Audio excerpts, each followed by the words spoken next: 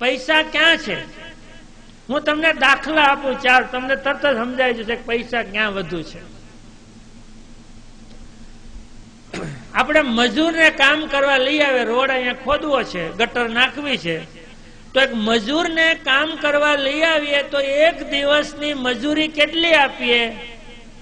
Average 200 રૂપિયા. આખો દિવસ તડકામાં પરસેવો પાડે, એનો પરિવારના બાળકો તડકામાં શેકાતા હોય ત્યારે એને 200 મળ્યા. ઉદાહરણ યાદ રાખજો, પરસેવો જાત ઘસવાથી એક દિવસના 200 રૂપિયા મળે. મજૂરને પરસેવો પાડવાના એક દિવસના 200 રૂપિયા મળે. આ પહેલો દરવાજો. બીજો દરવાજો, કોલેજમાં પ્રોફેસર હોય ને, આમ દાખલ થાય ને પહેલા વહેલા તો ઓછામાં ઓછો 50,000 પગાર હોય. મહિનાના કેટલા દિવસ કામ કરવાનું? કે 25 દિવસ. તો 25 દિવસના 50,000. તો પ્રોફેસરને 4 કલાક કામ કરવાના, પંખા ને એસી માં કામ કરવાના એક દિવસના કેટલા મળે? 2,000. મજૂર જાત ઘસે, પરસેવો પાડે તો 200 મળે.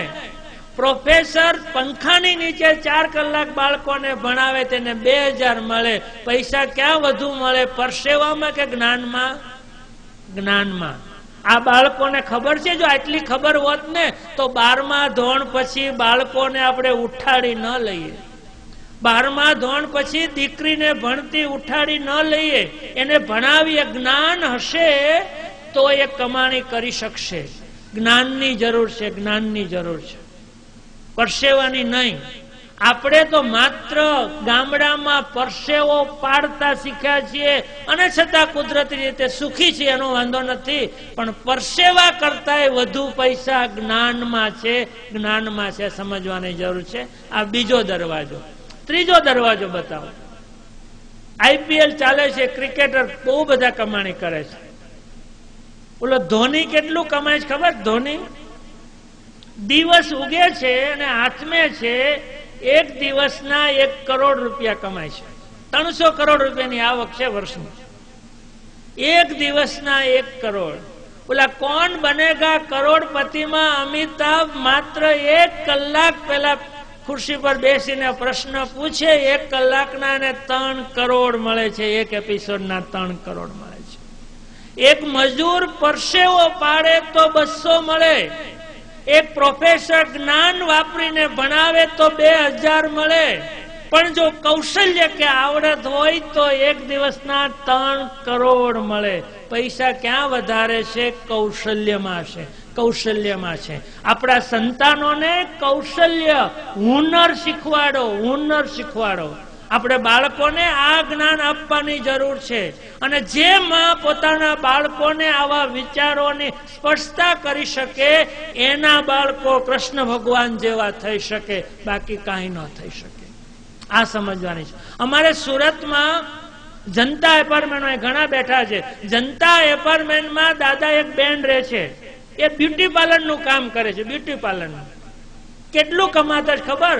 વર્ષે 1 કરોડ રૂપિયાની બેનને આવક છે. 1 કરોડ રૂપિયાની આવક છે. જનતા એપાર્ટમેન્ટ. સામાન્ય દીકરી છે, ભણેલી, 7 ધોરણ નહીં હોય.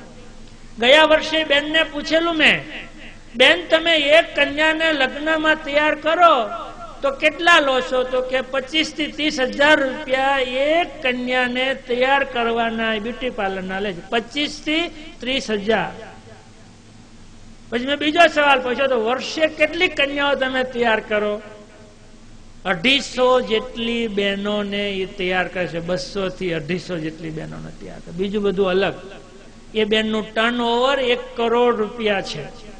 બહેનો, તમારી જિંદગીની કમાણીનો સરવાળો 1 કરોડ ન થાય.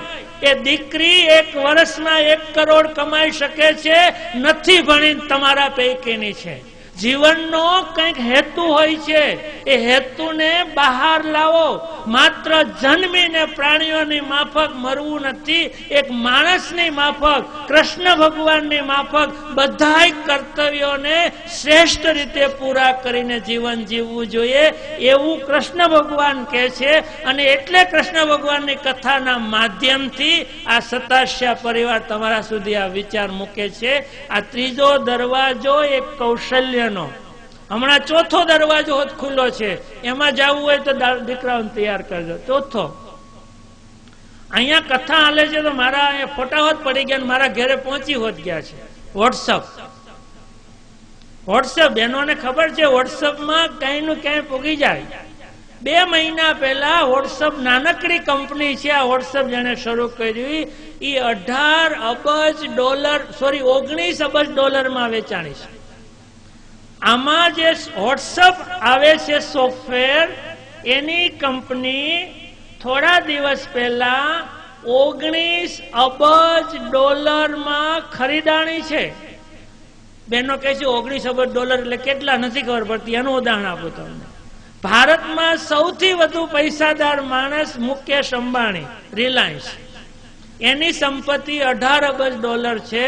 આ વોટ્સઅપ $19 અબજ માં વેચાણું છે. એક આઈડિયા કેટલું કમાવી શકે. હવે તમને ખબર પડવી જોઈએ કે પૈસા ક્યાં છે.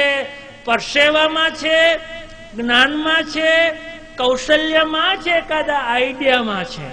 જીવનમાં જો છોકરાઓ કીધું આઈડિયામાં છે, બસ આટલી ખબર પડી ને તો મારી કથા સાર્થક છે કે જીવનને હેતુપૂર્વક જીવો.